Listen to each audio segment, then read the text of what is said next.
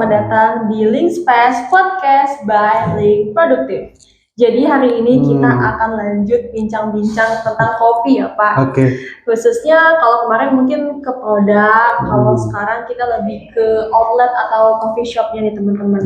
Yang mana kita sendiri tahu ya di daerah kita tuh ada yang namanya coffee shop lokal dan juga ada coffee shop global. Yang mana mereka tuh juga ada pasarnya masing-masing dan ada keunikan masing-masing. Nah di sini Pak, kita juga teman-teman nih mau bahas tentang coffee shop lokal dan coffee shop global itu keunggulan utamanya nih dari sisi coffee shop lokal tuh apa ya? Dibandingkan sama yang global ya? Betul sekali. Nah, jadi memang kalau lihat pengalaman saya yang sering muter-muter kopi gitu ya. Jadi memang saya tuh baru nyadar sekarang bahwa kopi-kopi lokal yang ada di Cilegon itu ya, maupun di daerah-daerah lain juga, ternyata itu Aida mungkin perhatiin nggak? Setiap menunya itu dia tuh punya ciri khas sendiri, ada signature-nya gitu.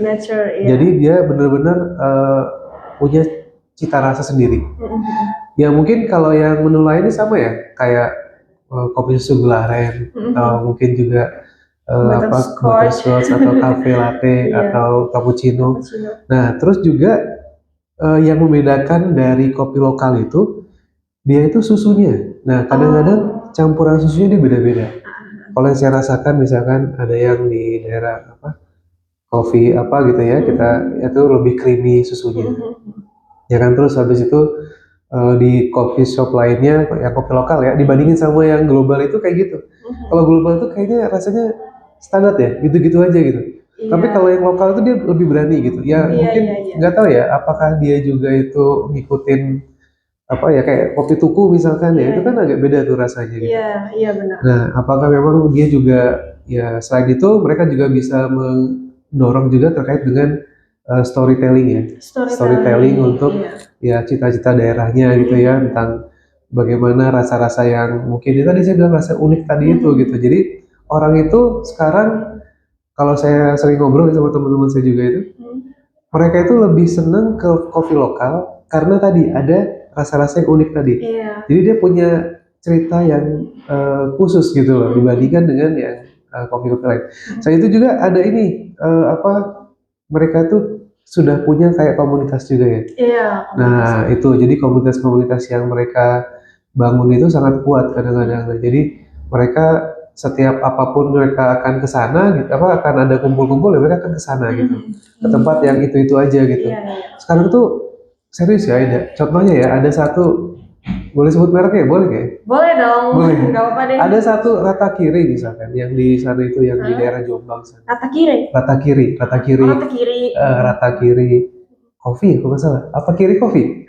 Saya juga nggak tahu. Saya lupa namanya dah. Pokoknya itu deh ya, Kiri Kopi kalau nggak salah. Kiri Kopi kalau nggak salah. Saya tanya Setara Kopi. Setara Kopi. Itu juga sama. Itu dia lari ke sana. Gitu ya. Maksudnya ramai juga. Nah, nanti kita juga ada Setara Kopi juga. Itu juga ada komunitas sendiri. Nah, komunitasnya kalau kita lebih unik lagi. Kalau kita bicara komunitas, itu komunitasnya kita ke arah ini ya, ke arah disabilitas. Karena kita ada sebutan setara, berarti kan komunitasnya lebih ke situ gitu ya. Setara. Jadi kita berharapnya kita bisa memberdayakan semua bisa kalangan masyarakat yang istilahnya itu kalau di SDGs itu dia berkebutuhan khusus dan lebih butuh perhatian lah gitu ya dibandingkan yang lain. Nah itu sih kalau saya, dan juga satu lagi yang paling penting Aida, unggulannya apa? Harganya. Betul, setuju. Paling setuju nomor 1. Iya, itu harga. Jadi setelah semuanya biasanya harga. Nah memang kadang-kadang kita nggak bisa sama kopi lokal tuh nggak bisa murah-murahan ya. Tapi juga kita tadi harus yang sulung-sulungnya tadi saya sampaikan tuh harus sudah mulai udah mulai harus ditonjolkan juga ya, kayak tadi rasa misalkan. Terus kemudian tadi storytelling yang lain-lain lah gitu ya, komunitas itu juga harus diunggulkan dulu, baru habis itu harganya. Karena kalau kita cuma harga aja, kadang-kadang kalah bersaing juga dengan yang kopi lokal lainnya. Bener sih Pak. Gitu dia. Itu sih kalau saya dari itu ya keunggulannya ya, dari coffee brand global ya. Gitu. Iya sih Pak. Jadi intinya kalau kopi lokal itu keunggulannya adalah ada unique value untuk orang-orang yang pengen explore kopi shop gak sih Pak? Betul. Karena masing-masing kopi shop lokal itu ada keunikan masing-masing. Variasi harga juga ya, bermacam-macam rasa juga. Kalau kopi shop global tuh kayak udah template gak sih Pak? Mau di mana sama gitu. Sama desainnya ya? Iya. Desainnya kalau yang lokal tuh dia bisa lebih variatif. Kalau yang global kan sama ya. Sama, mau di mana-mana. Cabangnya sama. Bahkan layoutnya pun kadang sama. Iya sih. Iya betul kayak gitu. Jadi cocok lah kalau kopi lokal cocok buat kalian yang pengen explore. Kalau global kalian yang nggak mau explore, yang pengen yang pasti-pasti aja lah gitu. Karena emang udah template-nya. Tapi menarik sih Pak, memang coffee shop lokal itu kayak ada signature menunya. Terus juga dia itu ganti-ganti Pak. Saya tuh kadang pernah nemu coffee shop yang pembangunan itu bertahap. Iya, betul. Jadi ada suasana baru gitu. Kayak pas datang ke sini, atasnya dibangun jadi lebih green gitu. Betul. Jadinya juga ada vibes di tempatnya juga, layoutnya juga. Betul sekali. Ya itulah. Keunggulan kopi lokal. Iya, kopi lokal tuh unik, jadi kita suruh ekspornya. Nah, yang kedua nih Pak, tadi ngomongin tentang keunggulan. Dimana ada keunggulan, di situ ada tantangan dong. Iya, pasti. Nah, menurut Pak Gary itu tantangannya kopi lokal itu apa ya Pak? Jika berhadapan dengan kopi global. Iya, jadi memang tantangannya itu yang pasti kalau global tuh modalnya kan besar ya. Iya sih. Itu udah pasti juga skala produksinya juga dia lebih besar gitu kan. Nah, tinggal memang di situ kita harus kopi lokal juga harus mulai pintar-pintar dalam mengatur strategi modalnya gitu. Karena modal itu kan jadi salah satu yang eksistensi bisnis kan dari situ kan, dari cash flow lah. Nah, kalau cash flow-nya dia bisa jalan positif bagus, maka dia akan terus-terusan. Nah, memang tadi baik lagi memang kita harus punya unique value tadi itu. Nah, itu harus ditonjolkan terus. Dan terus kita juga punya branding yang kuat gitu ya. Itu juga harus memang seperti itulah tantangan terbesarnya. Terus kemudian tantangan-tantangan lainnya adalah brandingnya itu kadang-kadang memang belum terlalu stabil ya. Jadi kopi-kopi lokal itu gimana ya? Kalau global itu kan brandingnya udah kuat ya. Iya. Dia tuh udah apalagi zaman dulu ya Starbucks. Tapi sekarang udah mulai menurun. Turun Pak. Udah mulai menurun. Kalah sama lokal. Iya betul. Nah tapi itu nggak boleh jadi suatu hal yang Jadi kayak kita jadi santai. Jadi lebih santai, jadi lebih udahlah mobil Starbucks juga udah turun gitu. Tapi mereka jangan salah gitu-gitu, mereka pasti akan mikir strategi lagi gitu. Nah jadi bisnis tuh kayak gitu. Emang bisnis nggak ada yang naik terus ya, pasti ada turunnya. Nah jadi kita tetap aja nggak usah mikir di luaran sana, tetap mikir harus lebih stabil. Kalau lokal kebanyakan belum stabil ya, itu yang harus diterus. Nah kemudian ya pasti proses ya distribusi kayak misalkan standar operasionalnya itu juga memang harus kita perbaiki lagi ya, karena kalau sistem manajemen di global itu dia tuh udah bagus banget ya sistem manajemennya gitu ya, gimana kita juga sama sih lagi belajar terus ini ya setara kopi ini kita lagi terus pelajari terus gimana caranya biar ya tadi modalnya ada, brandingnya bagus ya, terus kemudian juga sistem manajemen operasional juga bagus, SOP juga lebih bagus. Dan yang paling penting adalah kita harus banyakin exposure-nya ya. Jadi exposure terhadap produk kita gitu ya. Ya tadi ya dengan digitalisasi tadi itu kita harus terus dorong terus gitu. Makanya sekarang kan kita nggak berhenti nih. Kita sekarang udah fokus terus untuk gimana caranya kita digitalnya jalan gitu. Gitu sih kalau dari ini ya tantangan terbesarnya ya. Iya ya Pak ya. Nah itu bisa dipakai tuh untuk kopi-kopi lokal lainnya biar lebih eksis gitu ya, lebih berkelanjutan lah bisnisnya gitu. Benar.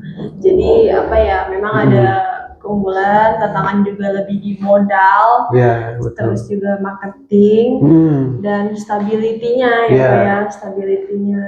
Cuman ya ya memang namanya juga usaha guys, kadang di atas kadang di bawah. Iya, betul. Jadi jangan dijadikan apa ya, tantangan tuh kayak aduh nggak mau deh gitu, nggak mau memulai, harus tetap dihadapi dan manfaatkan potensi atau keunggulannya. Iya, betul. Gitulah.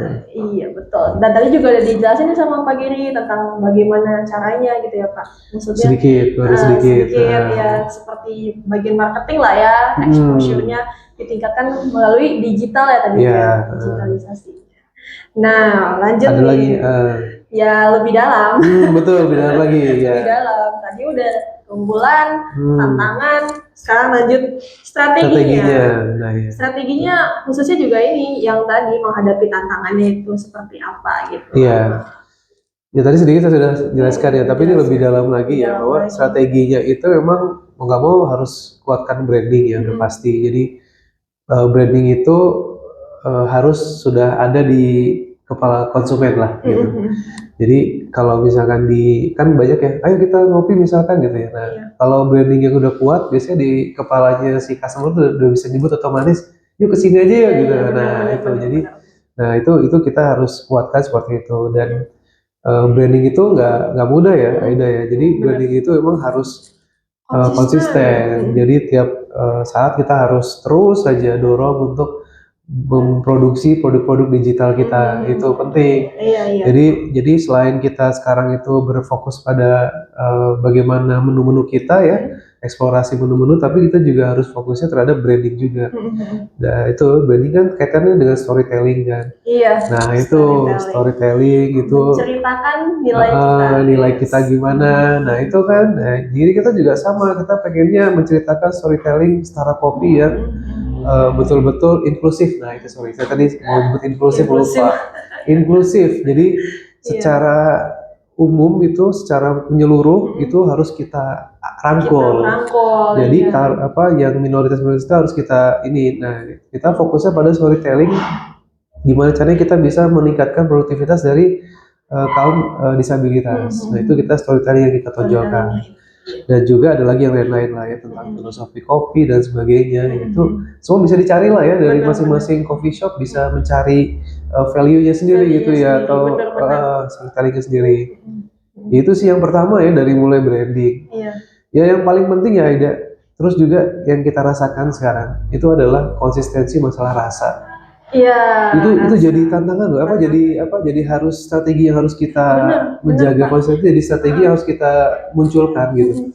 Apalagi beda tangan, beda rasa. Nah itu kalau di kopi global itu mereka udah nggak beda rasa loh. Iya, kok bisa ya? Nah itu makanya kita harus belajar dari situ loh. Coffee shop lokal itu emang kita harus menjaga konsistensi rasa, dan satu lagi pelayanan. Jadi ingat saya, pelayanan. Jadi pelayanan itu ternyata itu mempengaruhi luar biasa juga terkait dengan customer kita, engagement-nya.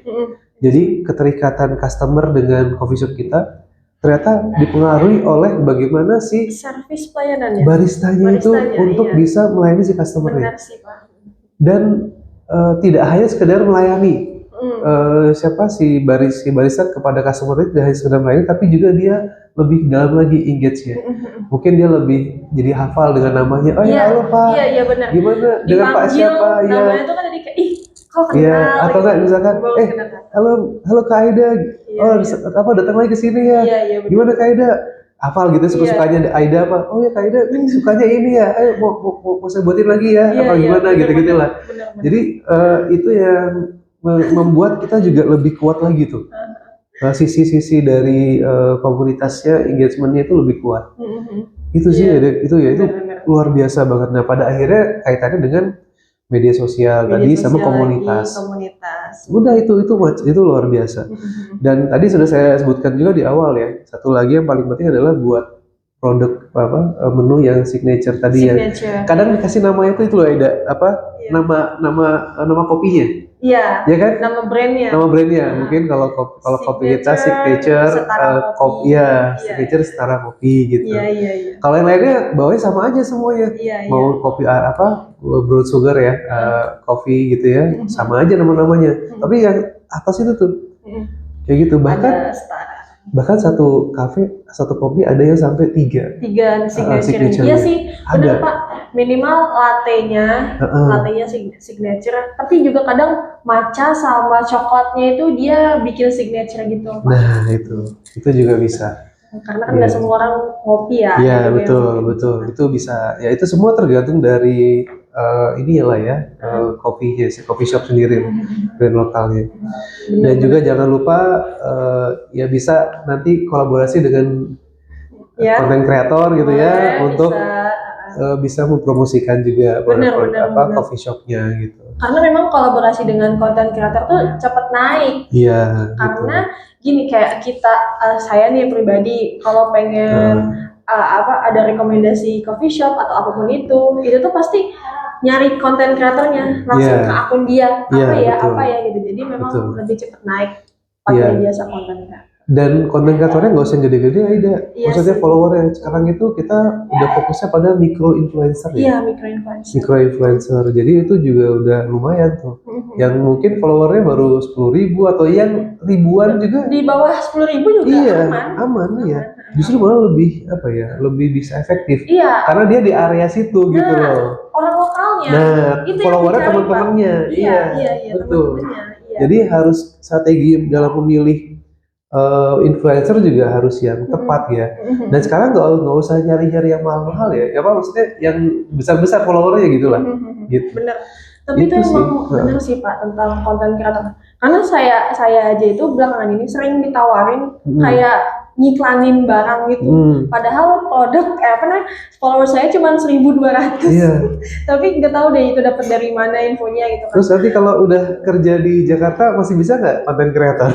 Nah itu karena saya kan nggak ke situ ya, jadinya nggak saya ambil gitu loh Pak. Cuman saya tuh herannya gini, kok dulu kan pasti yang diambil tuh yang besar-besar, kayak followersnya tuh minimal 10.000 lah, kayak apa itu.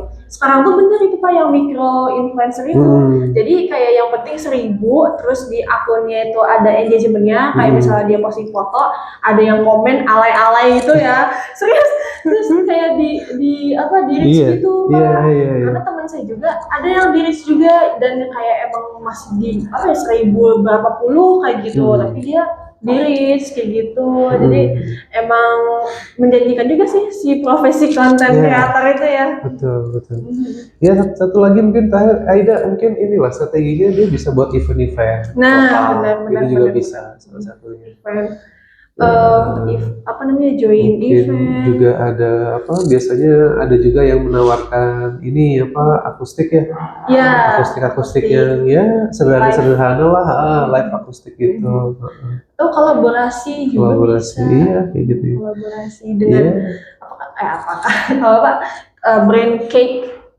Kayak misalnya cake apa kan kopi dan roti itu adalah pasangan yang sempurna gitu. Asik. Nah, biasanya itu ada tuh, itu bisa betul kolaborasi dengan UMKM ya. Yang dia punya buat roti yang enak. Ya itu kita ada tuh. Binaan kita tuh di Serang gitu. Di Cilegon juga ada. Sekarang lagi UMKM yang buat rotinya.